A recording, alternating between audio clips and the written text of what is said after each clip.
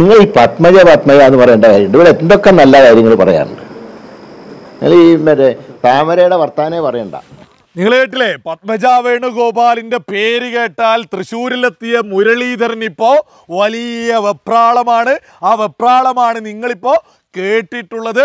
അതേപോലെ തന്നെ കുടുംബത്തെക്കുറിച്ചൊന്നും ചർച്ച ചെയ്യേണ്ട, ഇത് കുടുംബം ചർച്ച ചെയ്യാനുള്ള അവസരമാണോ, ഇത് ഇലക്ഷൻ അല്ലേ എന്നൊക്കെ ചോദിക്കുന്നുണ്ട് പല മാധ്യമങ്ങളോടും.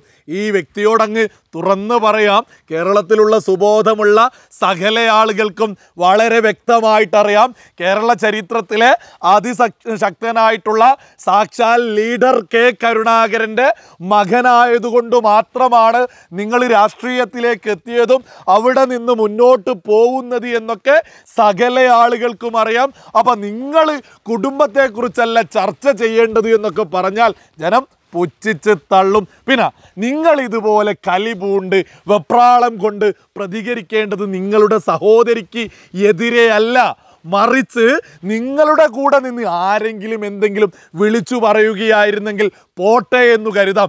അതേസമയം നിങ്ങളുടെ പാർട്ടിയിൽ നിങ്ങളുടെ കൂടെ നിൽക്കേണ്ട നിങ്ങളുടെ യുവജന സംഘടനയുടെ സംസ്ഥാന പ്രസിഡന്റ് നിങ്ങളുടെ പിതാവിനെ, നിങ്ങളുടെ മാതാവിനെ അപമാനിച്ചിരിക്കുന്നു. പത്മജ വേണുഗോപാൽ തന്തക്ക് പിറക്കാത്തവളാണ് എന്ന രീതിയിൽ പ്രചരിപ്പിച്ചിട്ടുണ്ടെങ്കിൽ അത് നിങ്ങളുടെ പിതാവിനെ, നിങ്ങളുടെ മാതാവിനെയാണ് അപമാനിച്ചിട്ടുള്ളത്.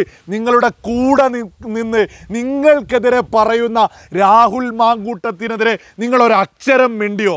നിങ്ങൾ പത്മജ വേണുഗോപാലിനെതിരെ അല്ല സംസാരിക്കേണ്ടത്, മറിച്ച് നിങ്ങളുടെ പിതാവിനെ അപമാനിച്ചവർക്കെതിരെ ഒരക്ഷരം നിങ്ങൾ മിണ്ടിയോ? നിങ്ങളുടെ പിതാവിനെ അപമാനിച്ചവർക്കെതിരെ ഒരക്ഷരം മിണ്ടാൻ ത്രാണിയില്ലാത്ത നിങ്ങൾക്കൊക്കെ എങ്ങനെയാണ് തൃശ്ശൂരിലെ ജനങ്ങൾ വോട്ടു ചെയ്യുക? പത്മജ വേണുഗോപാൽ അവരുടെ വ്യക്തി താല്പര്യം കൊണ്ട് മറ്റ് പാർട്ടിയിലേക്ക് പോവുകയോ പോവാതിരിക്കുകയോ എന്ത് തന്നെ ചെയ്തു കഴിഞ്ഞാലും നിങ്ങളുടെ പിതാവിനെ അപമാനിച്ചവർക്കെതിരെ ഒരക്ഷരം നിങ്ങൾ മിണ്ടിയോ? പിന്നെ കെ മുരളീധരൻ തൃശ്ശൂരിലെത്തിയത് മുതലുള്ളൊരു പ്രസ്താവനയാണ്, ഞാൻ നേമത്ത് പോയിട്ട് BJPയെ പരാജയപ്പെടുത്തിയിട്ടുണ്ട്, ഞാൻ പരാജയപ്പെട്ടിട്ടുണ്ടെങ്കിലും അവിടെ CPM വിജയിച്ചല്ലോ, ഞങ്ങൾ വർഗീയ പാർട്ടിയെ വിജയിപ്പിക്കില്ല എന്ന രീതിയിലൊക്കെയാണ് പറഞ്ഞുകൊണ്ടിരിക്കുന്നത്. അപ്പോൾ കെ മുരളീധരൻ തൃശ്ശൂരിൽ പരാജയം ഏറ്റുവാങ്ങാനാണ് എന്നുള്ളൊരു കൃത്യമായിട്ടുള്ളൊരു ബോധ്യം മുരളീധരന് തന്നെ ഉണ്ട് എന്നല്ലേ നമ്മൾ ഈ ഒരു പ്രസ്താവനകളിലൂടെ മനസ്സിലാക്കേണ്ടത്? കെ മുരളീധരന് വ്യക്തമായിട്ടറിയാം തൃശ്ശൂരിൽ പരാജയപ്പെടാൻ പോവുകയാണ് എന്നുള്ളത്. അതുകൊണ്ടാണ് പത്മജ വേണുഗോപാലിൻ്റെ പേര് കേൾക്കുമ്പോഴേ വെപ്രാളപ്പെടുന്നത്. കാരണം പത്മജ വേണുഗോപാൽ ഇല്ലായിരുന്നെങ്കിൽ, ഇതുപോലൊരു മാറ്റം നടത്തിയിട്ടില്ലായിരുന്നെങ്കിൽ ഈ വടകര തന്നെ എങ്ങനെയെങ്കിലും തട്ടിമുട്ടി പിടിച്ച് നിൽക്കാമായിരുന്നു.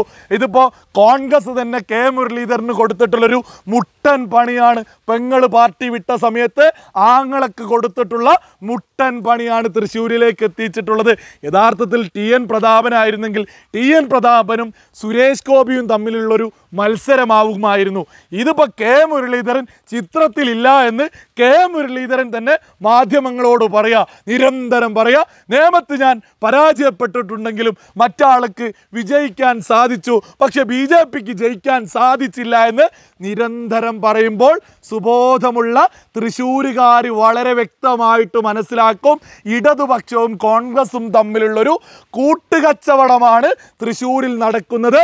അതുകൊണ്ട് തന്നെ സുരേഷ് ഗോപിയിലേക്ക് ആളുകൾ കൂടാൻ, ആളുകൾ വോട്ടു ചെയ്യാൻ ഒരുപാട് സാധ്യതയാണ് കൂടുന്നത്.